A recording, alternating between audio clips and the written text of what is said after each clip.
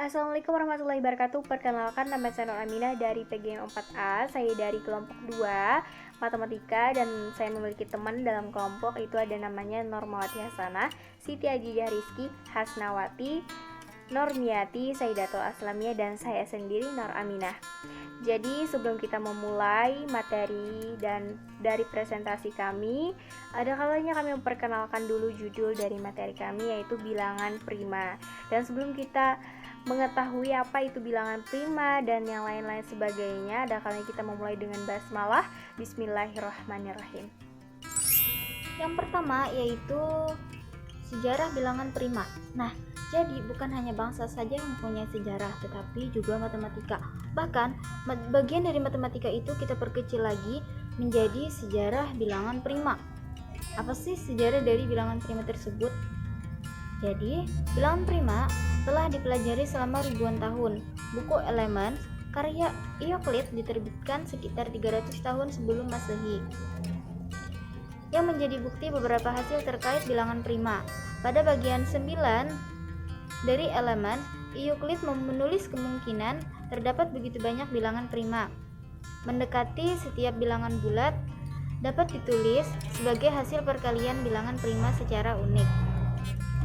Pada buku Elements, Euclid menyelesaikan masalah tentang bagaimana menciptakan angka sempurna, di mana setiap bilangan positif setara dengan jumlah dari pembagi positif.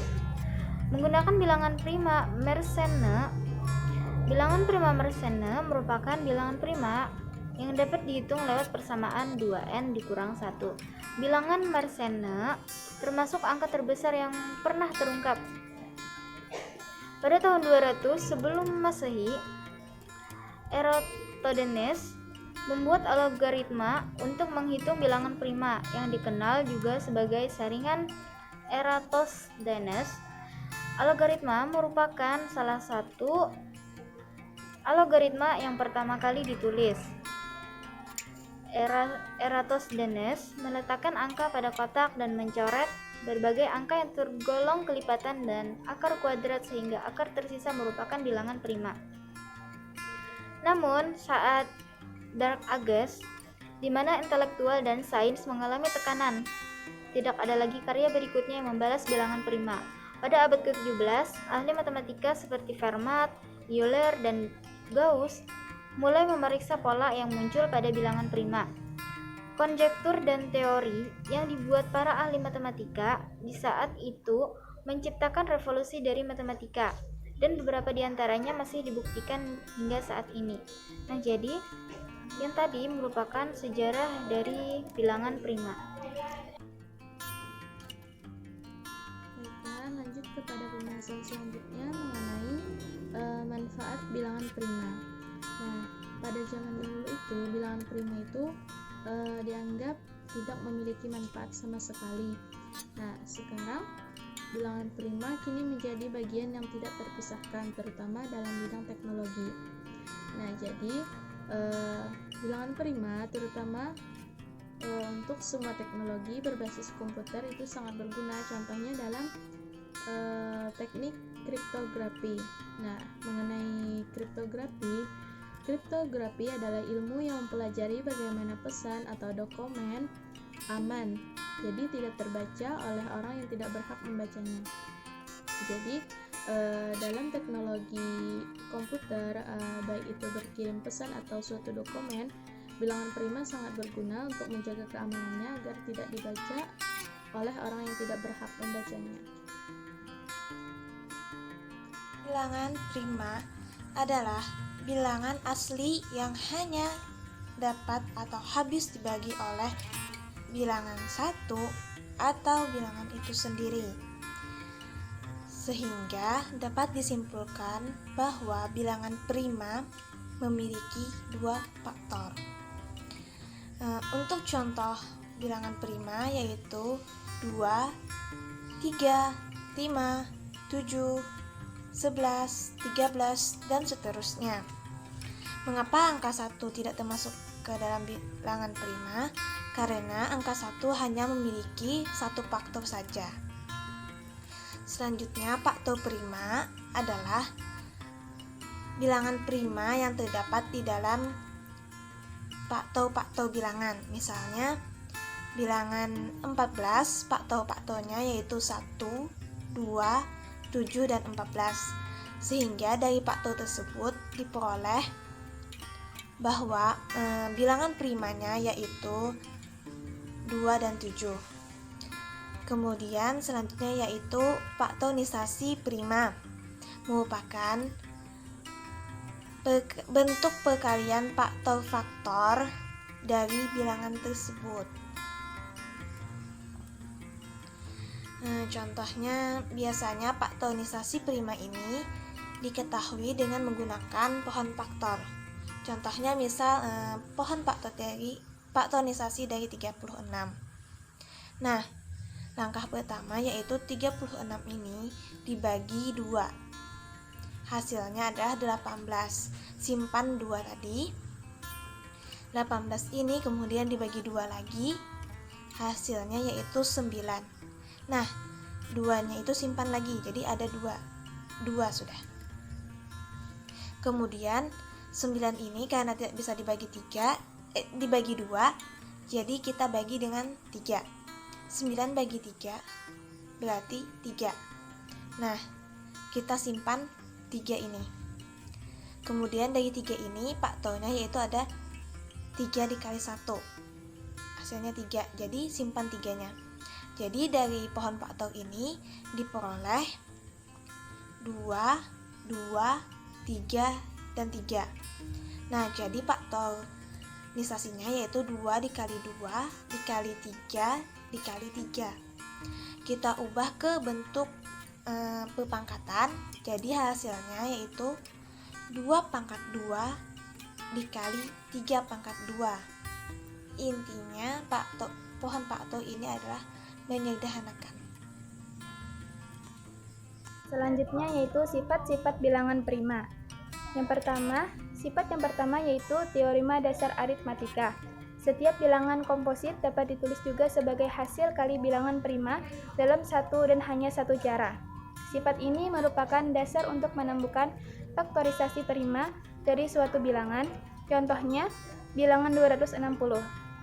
Untuk menemukan faktor prima dari bilangan 260, maka kita mulai membagi bilangan 260 dengan bilangan prima terkecil, yaitu 2.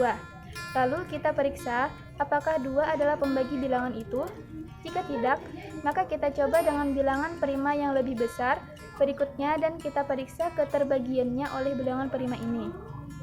Sifat yang kedua yaitu jika faktorisasi prima suatu bilangan n adalah n sama dengan P1Q1 titik P2Q2 titik P3Q3 PNQN, maka banyaknya pembagi n dalam Q1 plus 1, Q2 plus 1, Qn plus 1.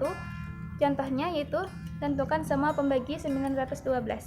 Jawabannya, faktorisasi prima dari 912 adalah 24, 3, 19, ada 5, 2, 2, atau 20 pembagi. Pembagi 24 adalah 1, 2, 4, 8, dan 16. Pembagi 3 adalah 1 dan 3. Pembagi 19 adalah 1 dan 19. Dengan demikian, pembagi 912 adalah 1, 2, 4, 8, 16, 3, 6, 12, 24, 48, 19, 38, 76, 152, 304, 57, 114, 228, 456, dan 912. Selanjutnya itu sifat yang ketiga yaitu misalkan D tidak sama dengan 0 dan N tidak sama dengan 0. Jika D adalah faktor N, maka N per D adalah faktor dari N. Contohnya, misalkan P adalah faktor prima terkecil dari bilangan N dengan menggunakan sifat 3, N per P adalah suatu faktor dari N. Karena P adalah faktor terkecil dari N, kita peroleh P kurang dari sama dengan N per P. Jika P kurang dari sama dengan N per P, maka P2 kurang dari sama dengan N. Selanjutnya, sifat yang keempat, jika N adalah suatu bilangan komposit, maka N mempunyai suatu faktor prima P sedemikian sehingga P2 kurang dari sama dengan N. Sifat 4 ini dapat digunakan untuk menentukan suatu bilangan yang diberikan, termasuk bilangan prima atau bilangan komposit. Contoh, bilangan 109. Jika 109 adalah bilangan komposit, maka 109 harus mempunyai suatu faktor prima P sedemikian sehingga P2 kurang dari sama dengan 109. Bilangan-bilangan prima yang dikuadratkan tidak melewati 109 adalah 2, 3, 5, dan 7. Kita tahu bahwa 2, 3, 5, dan 7 masing-masing bukan merupakan faktor dari 109. Dengan demikian, 109 adalah bilangan prima. Selanjutnya, sifat yang terakhir yaitu sifat yang kelima. Jika N suatu bilangan bulat lebih besar dari 1 dan tidak dapat dibagi oleh sebarang bilangan prima P, maka N adalah bilangan prima.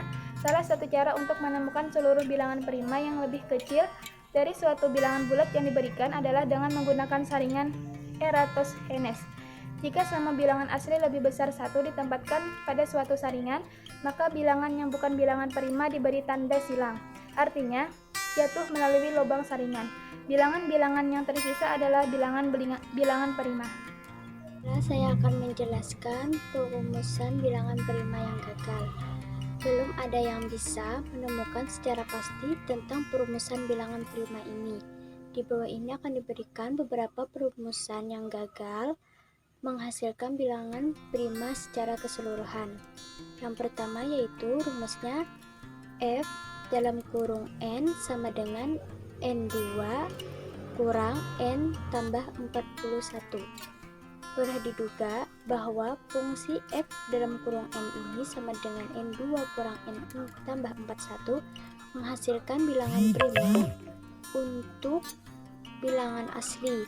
Bisa dicek untuk N sama dengan 1, 2, 3, 4. Tetapi ternyata rumus ini gagal ketika N sama dengan 41 karena F dalam kurung 41 sama dengan 412 kurang 41 tambah 41. F sama dengan 41 sama dengan 412 yang bukan merupakan bilangan prima. Sekarang bagaimana dengan rumus ini? F dalam kurung N sama dengan N2 tambah N tambah 41. Coba ditemukan untuk berapakah dia tidak prima. Yang kedua yaitu rumus yang kedua yaitu G dalam kurung N sama dengan 22 N tambah 1 2 pangkat 2 pangkat 2 pangkat 2 N tambah 1. Ini adalah hasil pekerjaan Fermat pernah menduga bahwa rumus tersebut adalah menghasilkan bilangan prima untuk N sama dengan 0, 1, 2, 3, dan 4. Ini merupakan benar bilangan prima. Tetapi pertumbuhan bilangan sangat besar sehingga membuat orang malas menguji kebenaran bilangan itu untuk N yang selanjutnya. Yang ketiga yaitu terkaan Mersenne. 2 kali P kurang 1 dinyatakan oleh Marin Mersenne dari Perancis. Dia menyatakan bahwa untuk V bilangan prima maka bentuk 2 kali P kurang 1 merupakan bilangan prima. Jadi dalam perumusan bilangan prima yang gagal ini ternyata hasilnya itu tidak semuanya bilangan prima, tetapi ada juga hasilnya bukan bilangan prima. Baiklah, terima kasih telah menyimak video kami awal hingga akhir. Terima kasih, semoga bermanfaat untuk kalian semua yang mendengarkan, menyimak, dan memperhatikan video kami, terutama untuk PGMI 4A. Kami akhiri, wallahu muwaffiq ila aqwamit thoriq. Wassalamualaikum warahmatullahi wabarakatuh.